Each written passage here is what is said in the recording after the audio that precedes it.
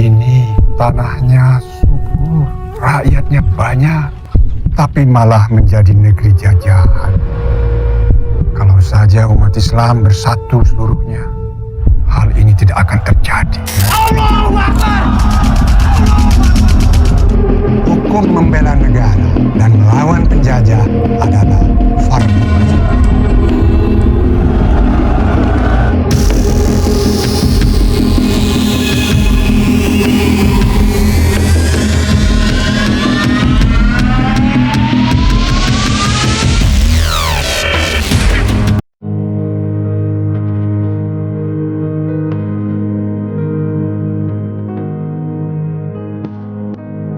Jakarta, Amateur News. Dalam setiap denyut sejarah bangsa Indonesia, selalu ada kisah heroik yang berakar pada semangat keagamaan, nasionalisme, dan pengorbanan tanpa pamrih. Salah satu di antaranya adalah peringatan Hari Santri Nasional, yang setiap tahun jatuh pada tanggal 22 Oktober. Hari yang tidak hanya sekedar seremonial, melainkan juga sebuah momen untuk menundukkan kepala dan mengenang betapa besarnya jasa para santri dan ulama dalam perjuangan menegakkan kedaulatan bangsa. Yalal watan, yalal watan, yalal watan. Hubbul watan minal iman, wala takun minal firman. Idhadu yalal watan.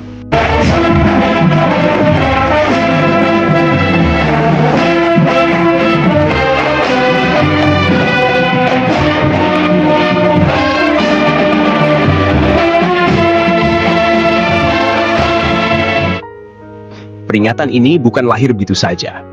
Ia adalah hasil dari perjalanan panjang, penuh nilai historis, dan memiliki makna yang dalam bagi seluruh umat Islam di Indonesia. Berdasarkan keputusan Presiden Republik Indonesia nomor 22 tahun 2015 yang ditandatangani langsung oleh Presiden Joko Widodo pada tanggal 15 Oktober 2015, bangsa ini akhirnya memiliki satu tanggal khusus untuk mengenang peran vital kaum santri dalam mempertahankan kemerdekaan. Dalam hidup ini, ada hal-hal yang bisa kita bicarakan, bahkan bisa kita kompromikan. Tapi, kalau sudah menyangkut soal akidah, itu tidak bisa diganggu-gugat. Allahu Akbar!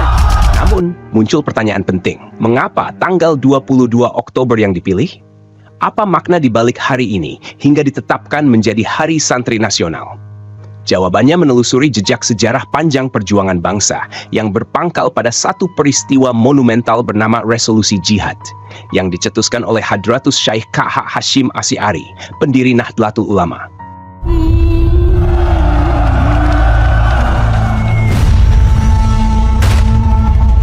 Bung Karno menitipkan pesan kepada Kiai. Apakah hukumnya membela tanah air, bukan membela Allah? Hukum membela negara dan melawan penjajah adalah fardu ain. Segalanya bermula dari semangat untuk melawan penjajahan. Pada tanggal 21 Oktober tahun 1945, para ulama dari Jawa dan Madura berkumpul di kawasan Bubutan, Surabaya. Mereka tidak datang untuk sekadar berdiskusi, tetapi untuk mengambil keputusan penting tentang nasib bangsa yang baru saja memproklamasikan kemerdekaannya. Proklamasi. Mereka sadar Belanda datang membonceng sekutu, berniat kembali menguasai tanah air. Situasi genting ini menuntut tindakan cepat dan tegas dari para ulama dan santri. Dari musyawarah itulah, K.H. Hashim Asy'ari mengeluarkan fatwa bersejarah yang kemudian dikenal sebagai Resolusi Jihad. Fatwa itu disampaikan pada tanggal 22 Oktober 1945, berisi 2 poin penting. Pertama, mendesak pemerintah agar bersikap tegas terhadap upaya kolonial yang mengancam kedaulatan Indonesia. Kedua, menyerukan jihad fisabilillah bagi seluruh umat Islam untuk mempertahankan kemerdekaan dan menegakkan keutuhan negara kesatuan Republik Indonesia. Hukum membela negara dan melawan penjajah adalah fardu ain bagi setiap mukallaf yang berada dalam radius masafah as-sabar. Perang melawan penjajah adalah jihad fisabilillah. Oleh karena itu, umat Islam yang mati dalam peperangan itu adalah syahid. Mereka yang mengkhianati perjuangan umat Islam dengan memecah belah persatuan dan menjadi kaki tangan penjajah, wajib hukumnya dibunuh. Seruan jihad tersebut menggugah kesadaran kolektif umat Islam di seluruh Nusantara untuk bangkit dan berjuang. Tidak sedikit para santri dan kiai yang meninggalkan pesantrennya, turun ke medan laga dan mempertaruhkan nyawa demi merah putih. Dari sinilah kemudian muncul peristiwa heroik pertempuran Surabaya yang pecah pada tanggal 10 November 1945, yang kini diperingati sebagai Hari Pahlawan. Bismillahirrahmanirrahim. Merdeka! Saudara-saudara, rakyat jelata di seluruh Indonesia, terutama saudara-saudara penduduk kota Surabaya, kita semuanya telah mengetahui bahwa hari ini tentara Inggris telah menyebarkan pamflet-pamflet yang memberikan suatu ancaman kepada kita semua. Kita diwajibkan untuk dalam waktu yang mereka tentukan menyerahkan senjata-senjata yang telah kita rebut dari mereka, telah minta supaya kita semua datang kepada mereka itu dengan membawa bendera putih, tanda bahwa kita menyerah kepada mereka. Saudara-saudara, di dalam pertempuran-pertempuran yang lampau, kita sekalian telah menunjukkan bahwa rakyat Indonesia di Surabaya, pemuda-pemuda yang berasal dari Maluku, pemuda-pemuda yang berasal dari Sulawesi, pemuda-pemuda yang berasal dari Pulau Bali, pemuda-pemuda yang berasal dari Kalimantan, pemuda-pemuda dari seluruh Sumatera, pemuda Aceh, pemuda Tapanuli, dan seluruh pemuda Indonesia yang ada di Surabaya ini, di dalam pasukan-pasukan mereka masing-masing, dengan pasukan-pasukan rakyat yang dibentuk di kampung-kampung, telah menunjukkan satu pertahanan yang tidak bisa dijebol, telah menunjukkan satu kekuatan sehingga mereka itu terjepit di mana-mana. Hanya karena taktik yang licik daripada mereka itu, saudara-saudara, dengan mendatangkan presiden dan pemimpin-pemimpin lainnya ke Surabaya ini, maka kita tunduk untuk memberhentikan pertempuran. Tetapi pada masa itu mereka telah memperkuat diri, dan setelah kuat, sekarang inilah keadaannya. Saudara-saudara, kita semuanya, kita bangsa Indonesia yang ada di Surabaya ini, akan menerima tantangan tentara Inggris itu. Dan kalau pimpinan tentara Inggris yang ada di Surabaya ingin mendengarkan jawaban rakyat Indonesia, ingin mendengarkan jawaban seluruh pemuda Indonesia yang ada di Surabaya ini, dengarkanlah ini tentara Inggris. Ini jawaban kita, ini jawaban rakyat Surabaya, ini jawaban pemuda Indonesia kepada kau sekalian. Hei tentara Inggris, kau mengendaki bahwa kita ini akan membawa bendera putih untuk masuk kepadamu. Kau menyuruh kita mengangkat tangan datang kepadamu. Kau menyuruh kita membawa senjata-senjata yang masih berampas dari tentara Jepang untuk diserahkan kepadamu. Tuntutan itu, walaupun kita tahu bahwa kau sekalian akan mengancam kita untuk menggempur kita dengan seluruh kekuatan yang ada, tetapi inilah jabatan kita. Selama banteng-banteng Indonesia masih mempunyai arah merah yang dapat membuat tarik yang putih, merah dan putih, maka selama itu tidak akan kita mau menyerah kepada siapapun juga. Saudara-saudara rakyat Surabaya, siaplah keadaan genting. Tetapi saya peringatkan sekali lagi, jangan mulai menembak. Baru kalau kita ditembak, maka kita akan kasih menyerang mereka itu. Kita tunjukkan bahwa kita ini adalah benar-benar orang yang ingin merdeka. Dan untuk kita, saudara-saudara, lebih baik kita hancur dulu daripada tidak merdeka.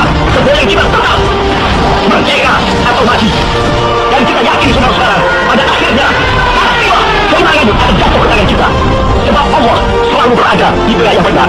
Percayalah, saudara-saudara, Tuhan akan melindungi kita sekalian. Allahu Akbar, Allahu Akbar, Allahu Akbar. Merdeka!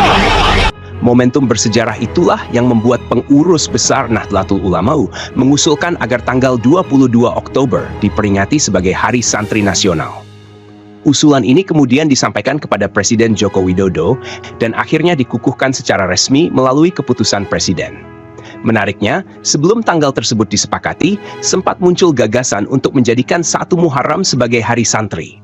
Namun, setelah melalui pertimbangan mendalam, PBNU mengusulkan agar tanggal 22 Oktober, hari keluarnya resolusi jihad, menjadi simbol yang paling tepat dan syarat makna. Presiden Jokowi akhirnya menyetujui usulan tersebut.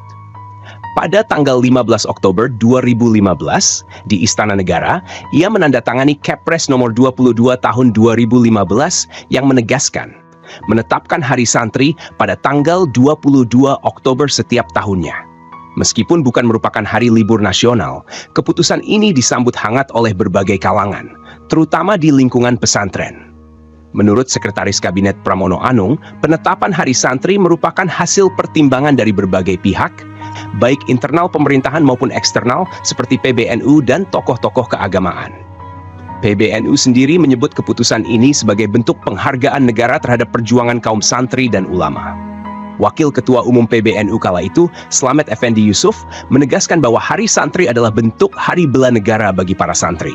Sebab, sejak masa penjajahan hingga kemerdekaan, peran santri tidak pernah absen dalam mempertahankan keutuhan NKRI. Perjuangan santri telah dimulai jauh sebelum proklamasi kemerdekaan dibacakan oleh Bung Karno dan Bung Hatta pada 17 Agustus 1945, ujar Slamet. Mereka adalah pasukan moral bangsa yang dengan ikhlas mempertaruhkan segalanya untuk tanah air. Lebih jauh, penetapan Hari Santri juga dianggap sebagai bentuk pemenuhan janji politik Presiden Jokowi pada masa kampanye Pilpres 2014. Saat itu, ia berkomitmen untuk mengangkat harkat dan martabat santri serta pesantren sebagai bagian integral dari sejarah dan masa depan bangsa Indonesia. Ketua Umum PBNU, KH Said Akil Siraj, turut menyampaikan bahwa pemilihan tanggal 22 Oktober tidak semata-mata karena alasan historis, tetapi juga spiritual. Tanggal itu merepresentasikan semangat jihad, keikhlasan, dan kebangkitan moral bangsa. Santri bukan hanya penjaga akidah, tetapi juga penjaga negara, ujarnya dalam satu kesempatan. Kini, setiap tanggal 22 Oktober, ribuan pesantren di seluruh Indonesia menggelar upacara, kirab, doa bersama, dan berbagai kegiatan kebangsaan. Bendera merah putih dikibarkan di halaman pesantren, disertai lantunan syalawat dan semangat cinta tanah air yang membuncah. Hari Santri menjadi momentum untuk meneguhkan kembali jati diri bangsa, bahwa agama dan nasionalisme bukanlah dua hal yang bertentangan, melainkan dua pilar yang saling menguatkan. Kesimpulan dan saran, Hari Santri bukan sekadar tanggal dalam kalender nasional, tapi simbol penghormatan terhadap perjuangan spiritual dan fisik kaum santri yang turut menorehkan tinta emas dalam sejarah kemerdekaan Indonesia. Resolusi Jihad KH Hasyim Asy'ari menjadi bukti nyata bahwa semangat religius dapat berpadu dengan semangat kebangsaan dalam satu napas perjuangan. Peringatan ini hendaknya tidak berhenti pada seremoni tahunan semata. Ia harus menjadi sarana refleksi, terutama bagi generasi muda, untuk terus meneladani nilai-nilai keikhlasan, keberanian, dan pengabdian yang diwariskan para santri terdahulu. Pemerintah, lembaga pendidikan, dan masyarakat perlu menjadikan Hari Santri sebagai momentum memperkuat karakter bangsa, religius, cinta tanah air, dan berjiwa pejuang. Karena di balik jubah lusuh para santri, tersimpan bara api perjuangan yang tak pernah padam. Api yang dulu menyalakan revolusi, dan kini terus menyala untuk menjaga Indonesia tetap berdiri tegak di atas nilai-nilai iman dan kebangsaan. حب الوطن من الإيمان ولا تكن